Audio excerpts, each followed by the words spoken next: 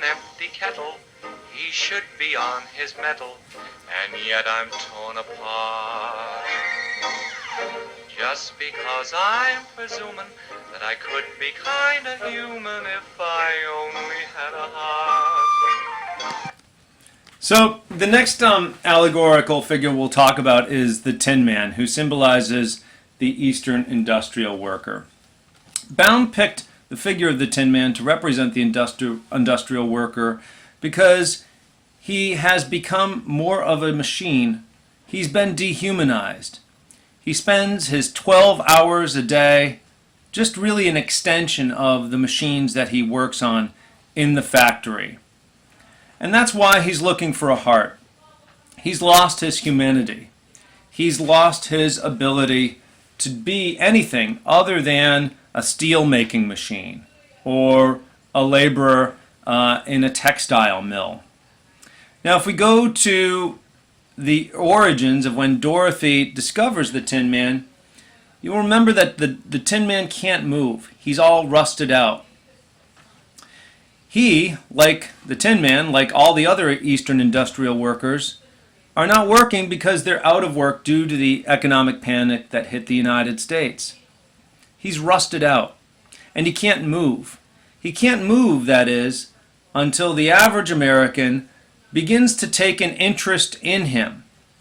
L. Frank Baum used Dorothy and her little can of oil to symbolize how if the average person just put a little interest in the plight of Eastern industrial workers, then maybe they could fare a little bit better. The next figure that we're going to talk about is the Scarecrow. In The Wizard of Oz, you might remember that Dorothy tells the Scarecrow, "Scarecrow, I'm going to miss you most of all." Well, the Scarecrow, because Baum is really talking a lot about farmers, and he's going to be considered the most important, represents the plight of the average farmer. What's the Scarecrow looking for? A brain. In looking for his brain, what Baum is trying to say to farmers is to wake up, to pay attention, to get involved, to start reading, to get engaged in the political process.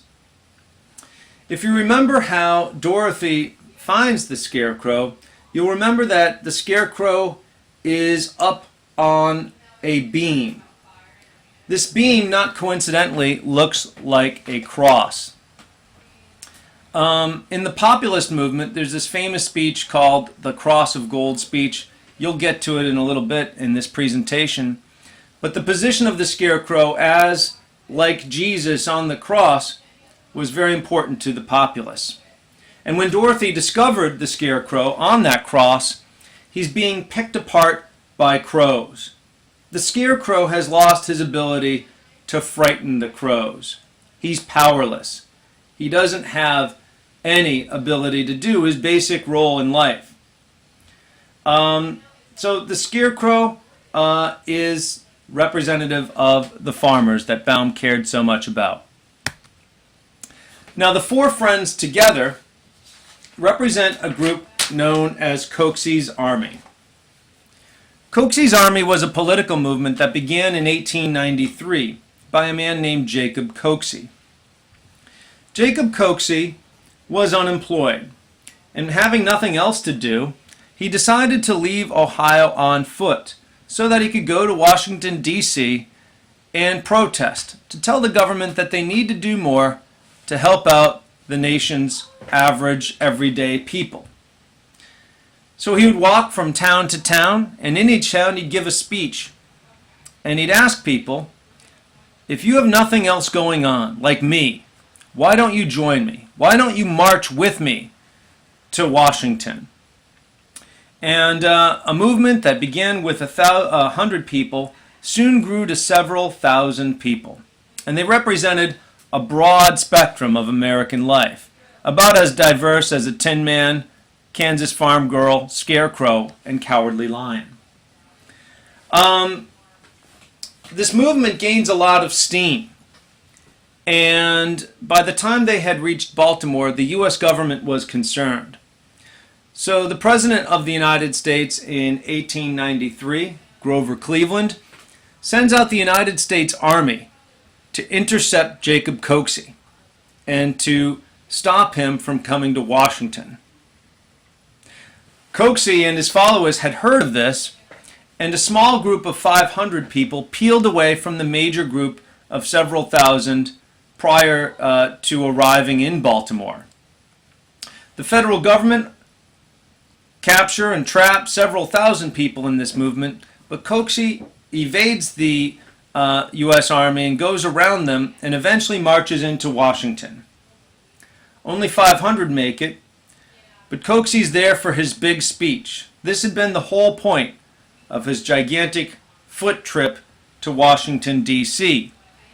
The police had surrounded the Capitol, but Jacob Coxey had his First Amendment right to freely protest.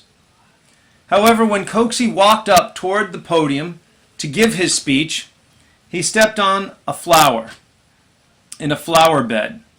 The Capitol Police promptly arrested Coxey for destruction of public property, and he never did get to make this speech. For populists, Coxey's inability to address his followers in Washington, D.C. pointed out the unfairness, the lack of fairness, basic fairness, in American life. Now take a look at these people. Average people on bikes, woman on a white horse with a sun parasol, waving American flags. Are they really a threat to the U.S. government? They were if what they had to say was not necessarily embraced by American governmental policies.